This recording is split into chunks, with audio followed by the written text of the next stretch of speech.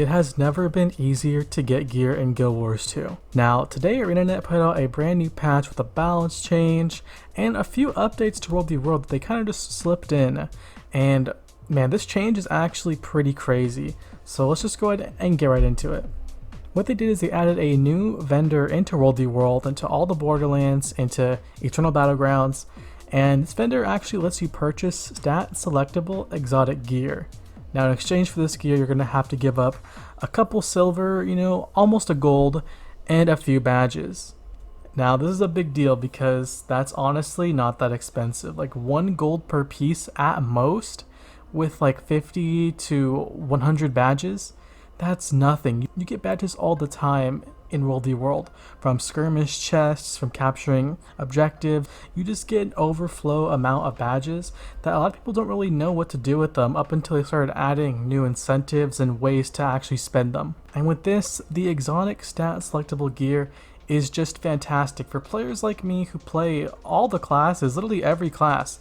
And I don't have legendary gear for all of them because that's just too much of an investment. I don't have it at the moment.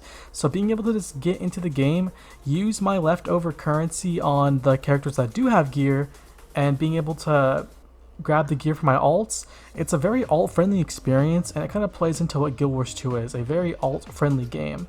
So I see this as a net overall win. So maybe next time that someone does a review on the game, they'll have a lot easier time gearing up all their characters for WvW. And you also have rings, accessories, and amulets.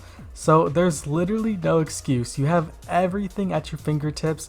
All it takes is some badges and a few gold. You can literally play any character, any build that you want. I find this as an absolute W because PvE players as well, who also do WvW, they can literally get stat selectable exotics to play any build that they want as well.